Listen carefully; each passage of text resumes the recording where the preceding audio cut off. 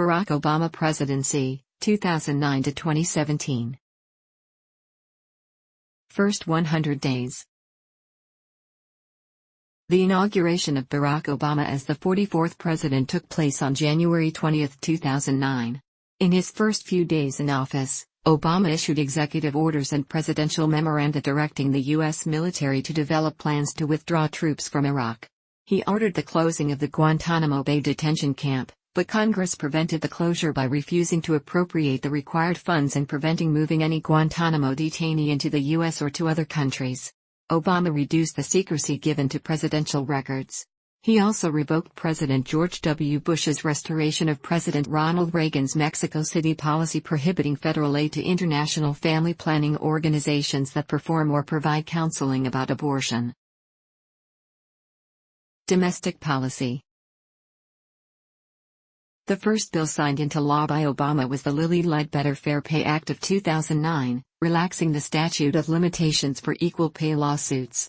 5 days later, he signed the reauthorization of the State Children's Health Insurance Program, SCIP, to cover an additional 4 million uninsured children. In March 2009, Obama reversed a Bush-era policy that had limited funding of embryonic stem cell research and pledged to develop strict guidelines on the research. Obama appointed 2 women to serve on the Supreme Court in the first 2 years of his presidency. He nominated Sonia Sotomayor on May 26, 2009 to replace retiring Associate Justice David Souter. She was confirmed on August 6, 2009, becoming the first Supreme Court justice of Hispanic descent. Obama nominated Elena Kagan on May 10, 2010 to replace retiring Associate Justice John Paul Stevens. She was confirmed on August 5, 2010, bringing the number of women sitting simultaneously on the court to 3 justices for the first time in American history. On March 30, 2010, Obama signed the Healthcare and Education Reconciliation Act, a reconciliation bill that ended the process of the federal government giving subsidies to private banks to give out federally insured loans, increased the Pell Grant Scholarship Award, and made changes to the Patient Protection and Affordable Care Act. In a major space policy speech in April 2010, Obama announced a planned change in direction at NASA, the U.S. space agency. He ended plans for a return of human spaceflight to the Moon and development of the Ares I rocket, Ares V rocket and Constellation program, in favor of funding Earth science projects, a new rocket type, and research and development for an eventual manned mission to Mars, and ongoing missions to the International Space Station. President Obama's 2011 State of the Union address focused on themes of education and innovation, stressing the importance of innovation economics to make the United States more competitive globally. He spoke of a 5-year freeze in domestic spending, eliminating tax breaks for oil companies and reversing tax cuts for the wealthiest Americans, banning congressional earmarks, and reducing healthcare costs.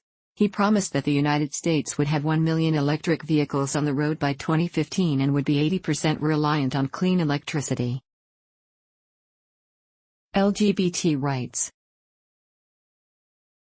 On October 8, 2009, Obama signed the Matthew Shepard and James Byrd Jr. Hate Crimes Prevention Act, a measure that expanded the 1969 United States federal hate crime law to include crimes motivated by a victim's actual or perceived gender, sexual orientation, gender identity, or disability. On October 30, 2009, Obama lifted the ban on travel to the United States by those infected with HIV, which was celebrated by Immigration Equality. On December 22, 2010, Obama signed the Don't Ask, Don't Tell Repeal Act of 2010, which fulfilled a key promise made in the 2008 presidential campaign to end the Don't Ask, Don't Tell policy of 1993 that had prevented gay and lesbian people from serving openly in the United States Armed Forces. In 2016, the Pentagon ended the policy that also barred transgender people from serving openly in the military. As a candidate for the Illinois State Senate in 1996, Obama had said that he favored legalizing same-sex marriage.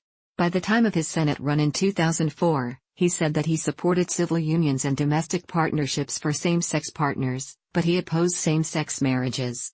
In 2008, he reaffirmed this position by stating, "I believe marriage is between a man and a woman.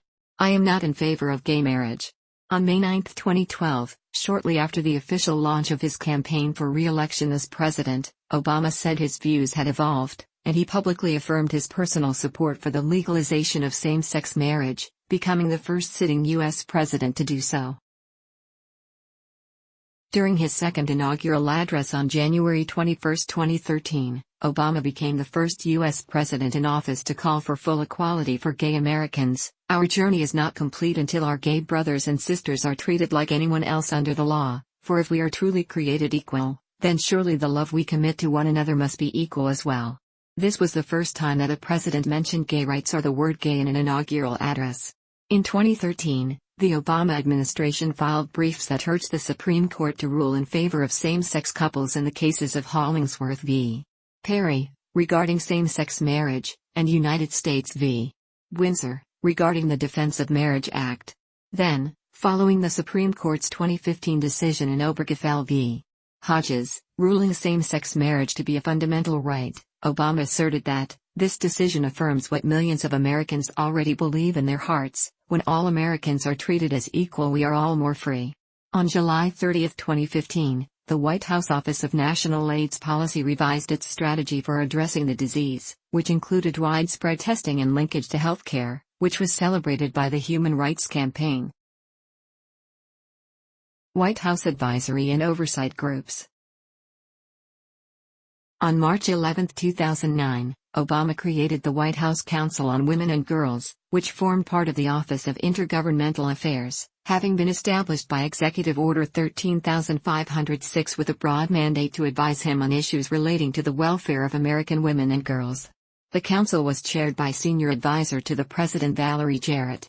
Obama also established the White House Task Force to Protect Students from Sexual Assault through a government memorandum on January 22, 2014, with a broad mandate to advise him on issues relating to sexual assault on college and university campuses throughout the United States. The co-chairs of the task force were Vice President Joe Biden and Jarrett. The task force was a development out of the White House Council on Women and Girls and Office of the Vice President of the United States, and prior to that, the 1994 Violence Against Women Act that was first drafted by Biden. Economic policy.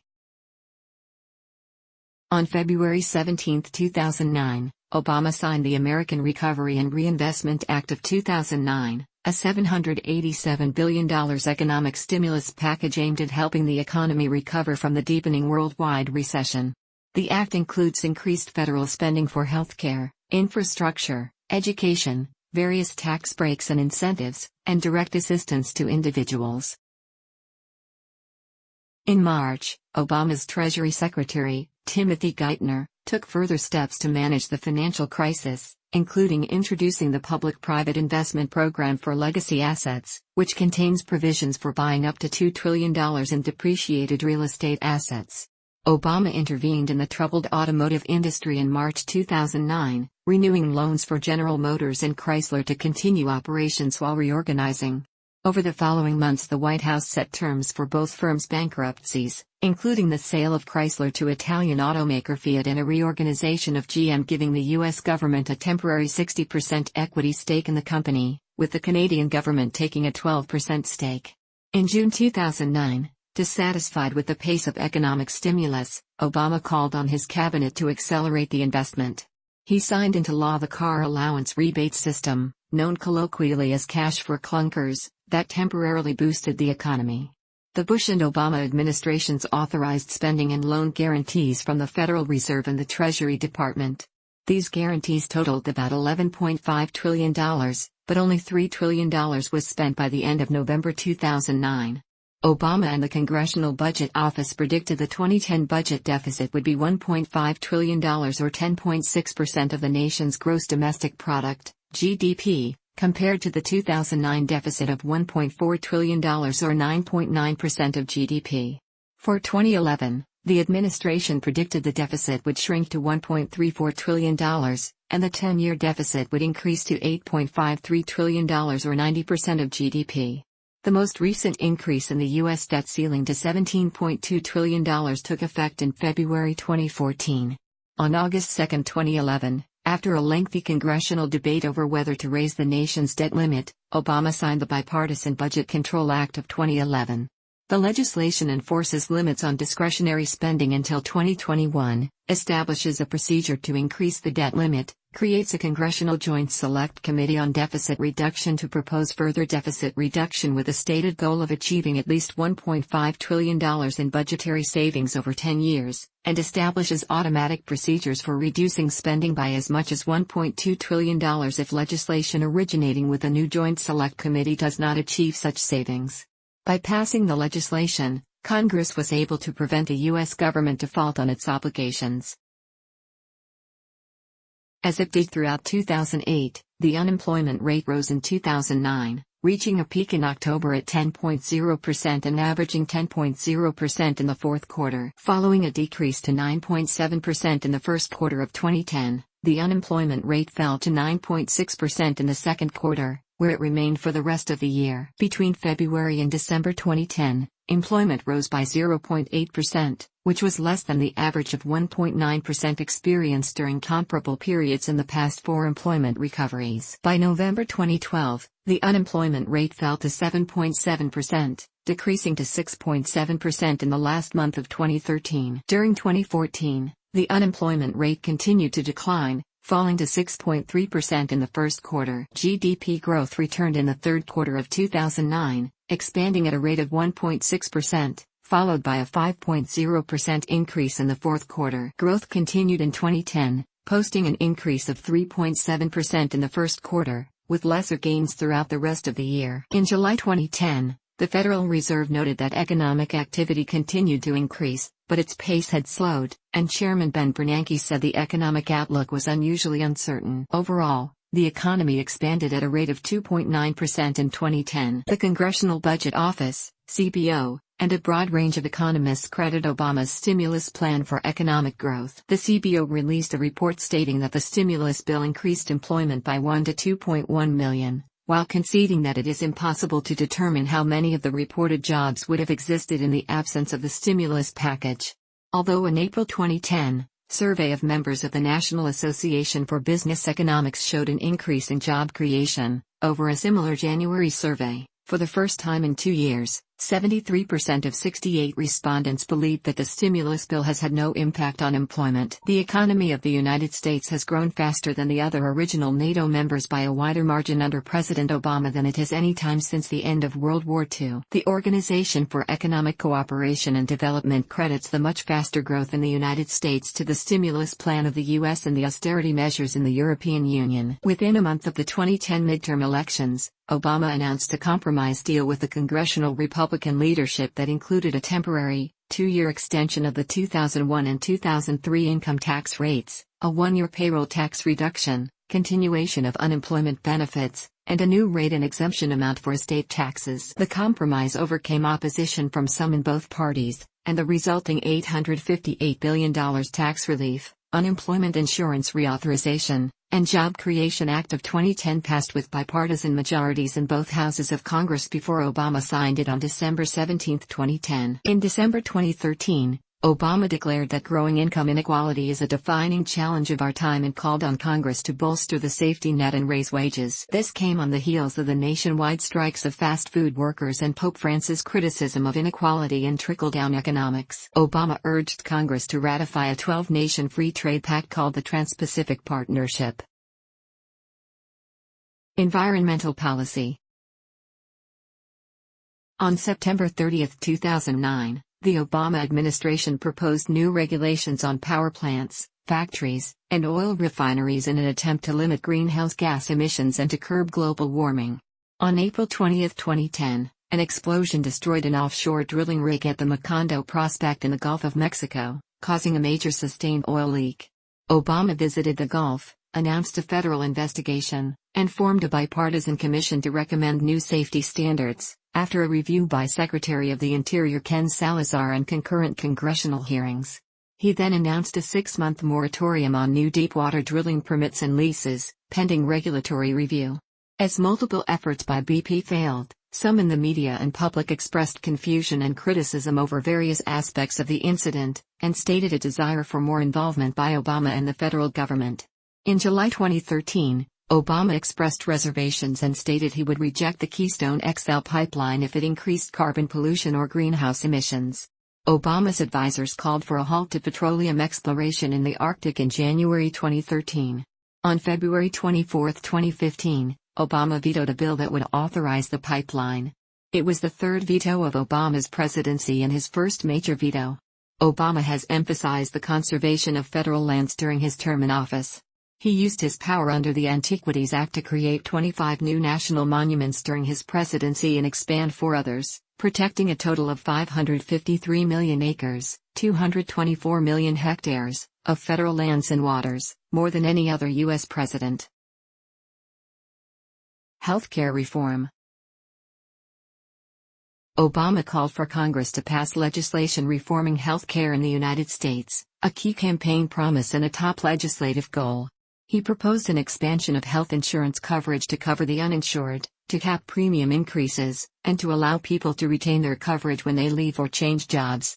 His proposal was to spend $900 billion over 10 years and include a government insurance plan, also known as the public option, to compete with the corporate insurance sector as a main component to lowering costs and improving quality of healthcare.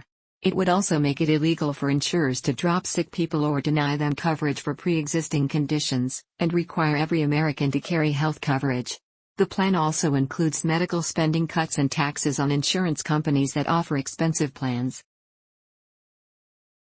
On July 14, 2009, House Democratic leaders introduced a 1,017-page plan for overhauling the U.S. healthcare system, which Obama wanted Congress to approve by the end of 2009. After much public debate during the congressional summer recess of 2009, Obama delivered a speech to a joint session of Congress on September 9 where he addressed concerns over the proposals. In March 2009, Obama lifted a ban on using federal funds for stem cell research. On November 7, 2009, a healthcare bill featuring the public option was passed in the House. On December 24, 2009, the Senate passed its own bill, without a public option, on a party line vote of 60 to 39. On March 21, 2010, the Patient Protection and Affordable Care Act, ACA, passed by the Senate in December was passed in the House by a vote of 219 to 212. Obama signed the bill into law on March 23, 2010. The ACA includes health-related provisions, most of which took effect in 2014, including expanding Medicaid eligibility for people making up to 133% of the federal poverty level, FPL, starting in 2014, subsidizing insurance premiums for people making up to 400% of the FPL, $88,000 for family of 4 in 2010, so their maximum out-of-pocket payment for annual premiums will be from 2% to 9.5% of income, providing incentives for businesses to provide health care benefits, prohibiting denial of coverage and denial of claims based on pre-existing conditions, establishing health insurance exchanges, prohibiting annual coverage caps, and support for medical research. According to White House and CBO figures, the maximum share of income that enrollees would have to pay would vary depending on their income relative to the federal poverty level. The costs of these provisions are offset by taxes, fees, and cost-saving measures, such as new Medicare taxes for those in high-income brackets, taxes on indoor tanning, cuts to the Medicare Advantage program in favor of traditional Medicare, and fees on medical devices and pharmaceutical companies. There is also a tax penalty for those who do not obtain health insurance, unless they are exempt due to low income or other reasons. In March 2010, the CBO estimated that the net effect of both laws will be a reduction in the federal deficit by $143 billion over the first decade. The law faced several legal challenges, primarily based on the argument that an individual mandate requiring Americans to buy health insurance was unconstitutional. On June 28, 2012, the Supreme Court ruled by a 5-4 vote in National Federation of Independent Business v. Sebelius that the mandate was constitutional under the U.S. Congress's taxing authority. In Burwell v. Hobby Lobby, the court ruled that closely held for-profit corporations could be exempt on religious grounds under the Religious Freedom Restoration Act from regulations adopted under the ACA that would have required them to pay for insurance that covered certain contraceptives. In June 2015, the court ruled 6-3 in King v. Burwell that subsidies to help individuals and families purchase health insurance were authorized for those doing so on both the federal exchange and state exchanges, not only those purchasing plans established by the state, as the statute reads.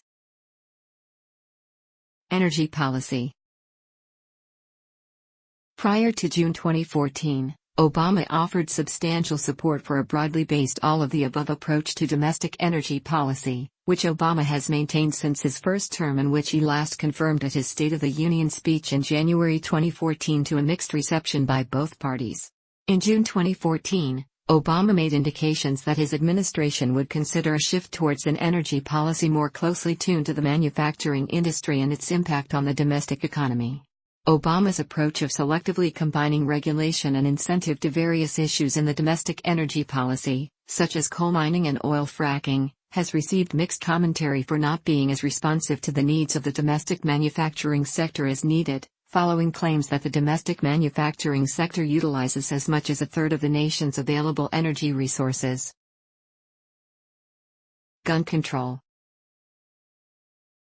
On January 16, 2013, 1 month after the Sandy Hook Elementary School shooting, Obama signed 23 executive orders and outlined a series of sweeping proposals regarding gun control. He urged Congress to reintroduce an expired ban on military-style assault weapons, such as those used in several recent mass shootings, impose limits on ammunition magazines to 10 rounds, introduce background checks on all gun sales, pass a ban on possession and sale of armor-piercing bullets, introduce harsher penalties for gun traffickers, especially unlicensed dealers who buy arms for criminals, and approving the appointment of the head of the Federal Bureau of Alcohol, Tobacco, Firearms and Explosives for the first time since 2006. On January 5, 2016, Obama announced new executive actions extending background check requirements to more gun sellers. In a 2016 editorial in the New York Times, Obama compared the struggle for what he termed common-sense gun reform to women's suffrage and other civil rights movements in American history. 2010 midterm elections. Obama called the November 2, 2010 election, where the Democratic Party lost 63 seats in, and control of, the House of Representatives, humbling and a shellacking. He said that the results came because not enough Americans had felt the effects of the economic recovery. Cybersecurity and Internet policy. On November 10, 2014, President Obama recommended the Federal Communications Commission reclassify broadband Internet service as a telecommunications service in order to preserve net neutrality. On February 12, 2013, President Obama signed Executive Order 13636, improving critical infrastructure cybersecurity. Foreign policy. In February and March 2009, Vice President Joe Biden and Secretary of State Hillary Clinton made separate overseas trips to announce a new era in U.S. foreign relations with Russia and Europe, using the terms break and reset to signal major changes from the policies of the preceding administration. Obama attempted to reach out to Arab leaders by granting his first interview to an Arab satellite TV network, Al Arabiya. On March 19, Obama continued his outreach to the Muslim world, releasing a New Year's video message to the people and government of Iran. In April, Obama gave a speech in Ankara, Turkey, which was well received by many Arab governments. On June 4, 2009, Obama delivered a speech at Cairo University in Egypt calling for a new beginning in relations between the Islamic world and the United States and promoting Middle East peace. On June 26, 2009, Obama responded to the Iranian government's actions towards protesters following Iran's 2009 presidential election by saying, "The violence perpetrated against them is outrageous. We see it and we condemn it." While in Moscow on July 7, he responded Vice President Biden's comment on a possible Israeli military strike on Iran by saying, "We have said directly to the Israelis that it is important to try and resolve this in an international setting in a way that does not create major conflict in the Middle East." On September 24, 2009, Obama became the first sitting U.S. president to preside over a meeting of the United Nations Security Council. In March 2010, Obama took a public stance against plans by the government of Israeli Prime Minister Benjamin Netanyahu to continue building Jewish housing projects in predominantly Arab neighborhoods of East Jerusalem. During the same month, an agreement was reached with the administration of Russian President Dmitry Medvedev to replace the 1991 Strategic Arms Reduction Treaty with a new pact reducing the number of long-range nuclear weapons in the arsenals of both countries by about one-third. Obama and Medvedev signed the New START Treaty in April 2010, and the U.S. Senate ratified it in December 2010. In December 2011, Obama instructed agencies to consider LGBT rights when issuing financial aid to foreign countries. In August 2013, he criticized Russia's law that discriminated against gays, but he stopped short of advocating a boycott of the upcoming 2014 Winter Olympics in Sochi, Russia. In December 2014, Obama announced that he intended to normalize relationships between Cuba and the United States. The countries' respective interest sections in one another's capitals were upgraded to embassies on July 20, 2015. In March 2015, Obama declared that he had authorized U.S. forces to provide logistical and intelligence support to the Saudis in their military intervention in Yemen, establishing a joint planning cell with Saudi Arabia. In 2016, the Obama administration proposed a series of arms deals with Saudi Arabia worth $115 billion. Obama halted the sale of guided munition technology to Saudi Arabia after Saudi warplanes targeted a funeral in Yemen's capital Sana'a, killing more than 140 people. Before leaving office, Obama said German Chancellor Angela Merkel had been his closest international partner throughout his tenure as president. War in Iraq. On February 27, 2009, Obama announced that combat operations in Iraq would end within 18 months. His remarks were made to a group of Marines preparing for deployment to Afghanistan. Obama said, "Let me say this as plainly as I can, by August 31, 2010, our combat mission in Iraq will end." The Obama administration scheduled the withdrawal of combat troops to be completed by August 2010, decreasing troops levels from 142,000 while leaving a transitional force of about 50,000 in Iraq until the end of 2011. On August 19, 2010, the last U.S. combat brigade exited Iraq. Remaining troops transitioned from combat operations to counterterrorism and the training, equipping, and advising of Iraqi security forces. On August 31, 2010, Obama announced that the United States combat mission in Iraq was over. On October 21, 2011, President Obama announced that all U.S. troops would leave Iraq in time to be home for the holidays. In June 2014, following the capture of Mosul by ISIS, Obama sent 275 troops to provide support and security for U.S. personnel in the U.S. Embassy in Baghdad. ISIS continued to gain ground and to commit widespread massacres and ethnic cleansing. In August 2014, during the Sinjar massacre, Obama ordered a campaign of U.S. airstrikes against ISIS. By the end of 2014, 3,100 American ground troops were committed to the conflict and 16,000 sorties were flown over the battlefield, primarily by U.S. Air Force and Navy pilots. In early 2015, with the addition of the Panther Brigade of the 82nd Airborne Division, the number of U.S. ground troops in Iraq surged to 4,400, and by July American-led coalition air forces counted 44,000 sorties over the battlefield. War in Afghanistan. Early in his presidency, Obama moved to bolster U.S. troop strength in Afghanistan. He announced an increase in U.S. troop levels to 17,000 military personnel in February 2009 to stabilize a deteriorating situation in Afghanistan, an area he said had not received the strategic attention, direction and resources it urgently requires. He replaced the military commander in Afghanistan, General David D. McKiernan, with former Special Forces Commander Lieutenant General Stanley A. McChrystal in May 2009, indicating that McChrystal's Special Forces experience would facilitate the use of counterinsurgency tactics in the war.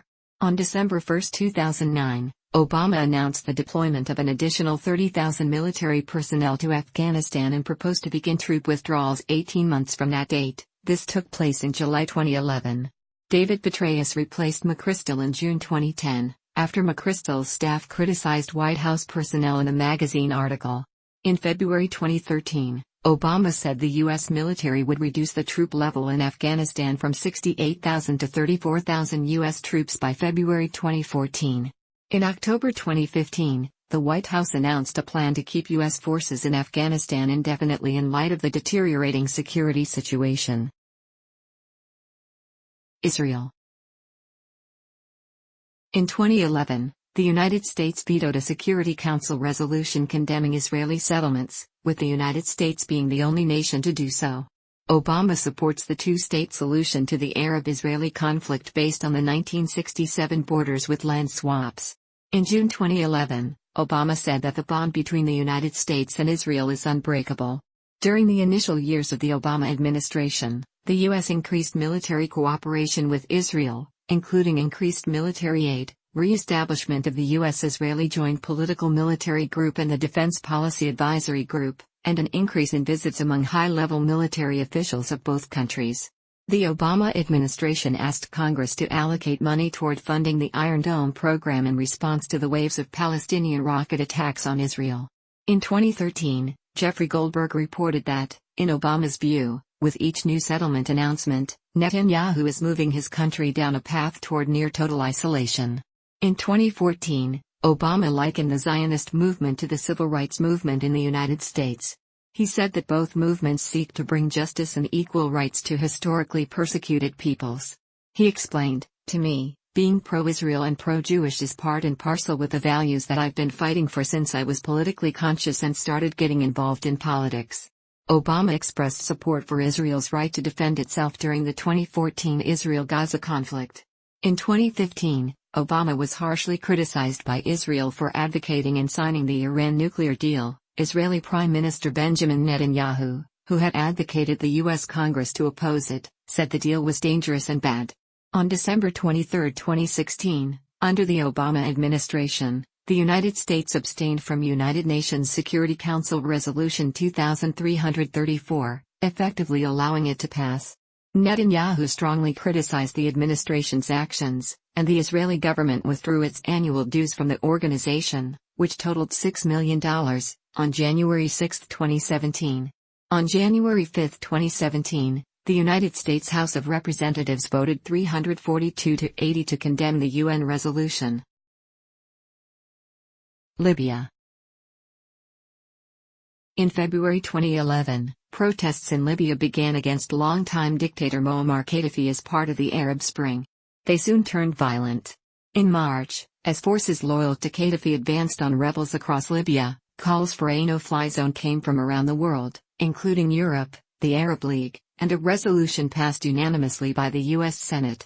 In response to the unanimous passage of United Nations Security Council Resolution 1973 on March 17, Gaddafi, who had previously vowed to show no mercy to the rebels of Benghazi, announced an immediate cessation of military activities, yet reports came in that his forces continued shelling Misrata.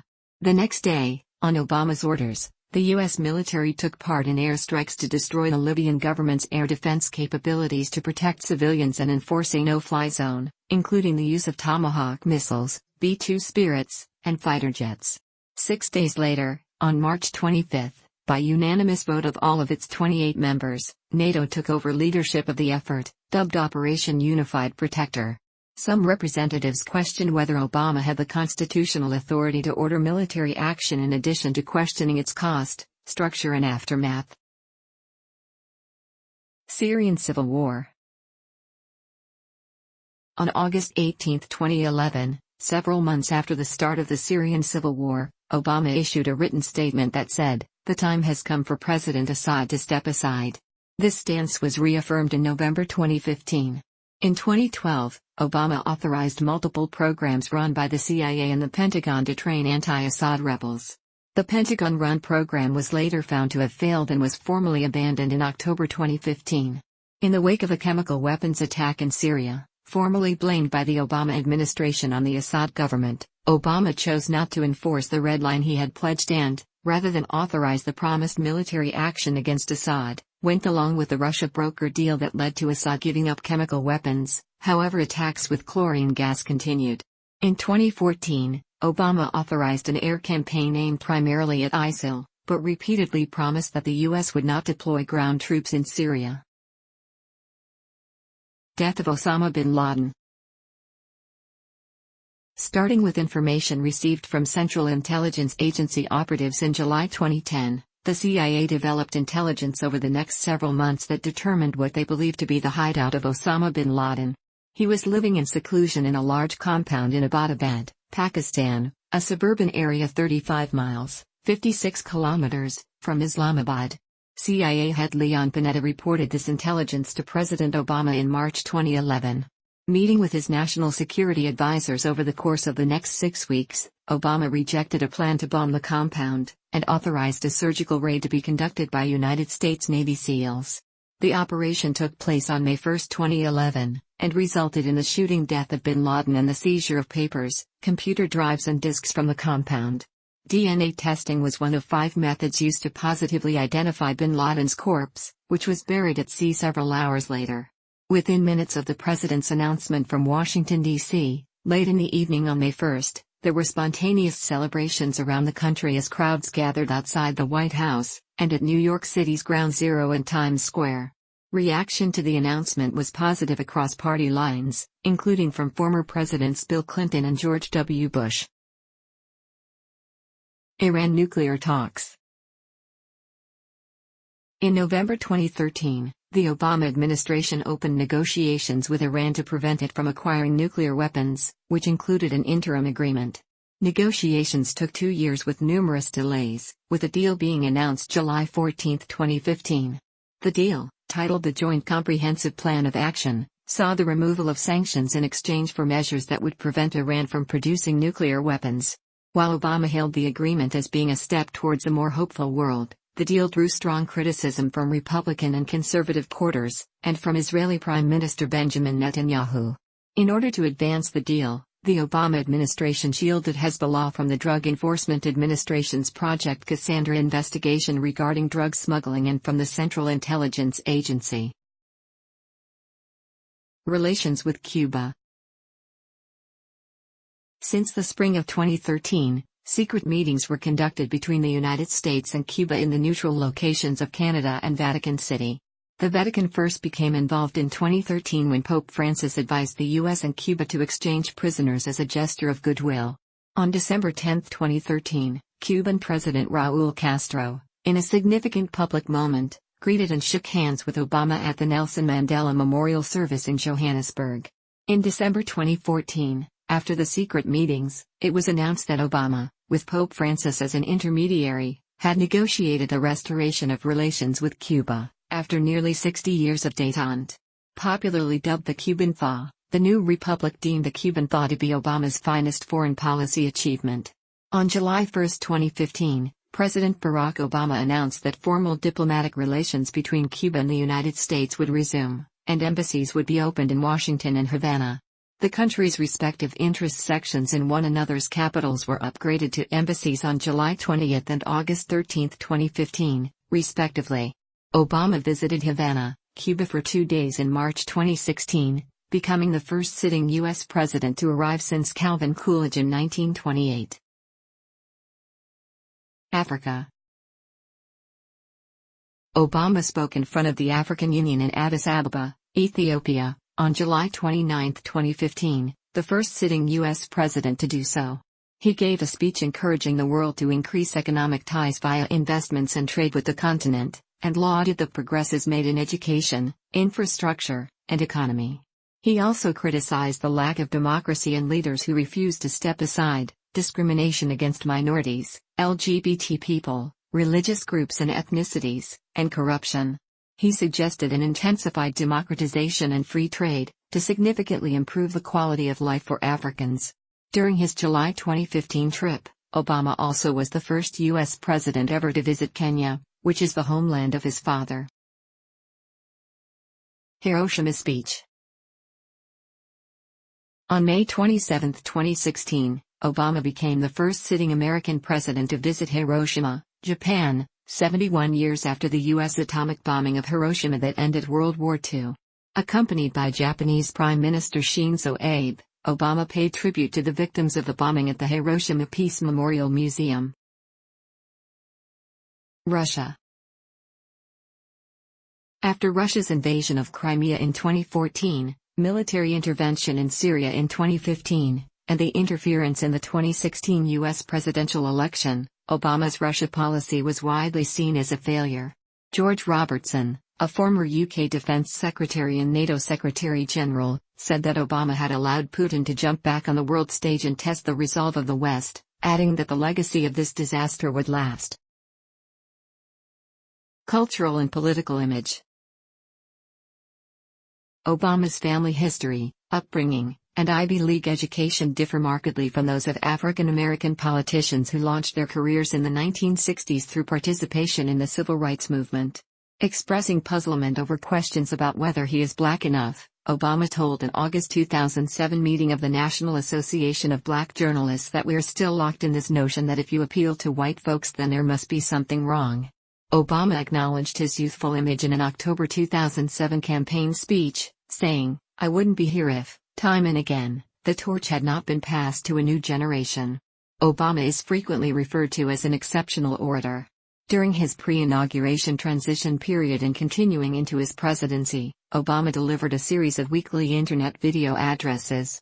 Former presidential campaign surrogate and Georgetown professor, Michael Eric Dyson, is both critical and sympathetic of President Obama's leadership in race relations, indicating that Obama's speeches and action on racial disparity and justice have been somewhat reactive and reluctant when, especially in the later part of his second term, racial violence demanded immediate presidential action and conversation.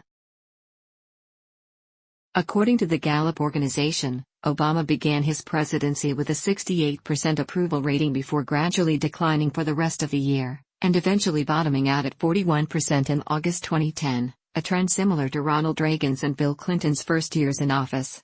He experienced a small pull bounce shortly after the death of Osama bin Laden on May 2, 2011. This bounce lasted until around June 2011, when his approval numbers dropped back to where they were previously. His approval ratings rebounded around the same time as his re-election in 2012, with polls showing an average job approval of 52% shortly after his second inauguration. Despite approval ratings dropping to 39% in late 2013 due to the ACA rollout, they climbed to 50% in January 2015 according to Gallup. Polls showed strong support for Obama in other countries both before and during his presidency. In a February 2009 poll conducted in Western Europe and the US by Harris Interactive for France 24 and the International Herald Tribune, Obama was rated as the most respected world leader, as well as the most powerful. In a similar poll conducted by Harris in May 2009, Obama was rated as the most popular world leader, as well as the one figure most people would pin their hopes on for pulling the world out of the economic downturn. Obama won Best Spoken Word Album Grammy Awards for abridged audiobook versions of Dreams from My Father in February 2006 and for The Audacity of Hope in February 2008. His concession speech after the New Hampshire primary was set to music by independent artists as the music video Yes We Can, which was viewed 10 million times on YouTube in its first month and received a Daytime Emmy Award. In December 2008 and in 2012, Time magazine named Obama as its Person of the Year.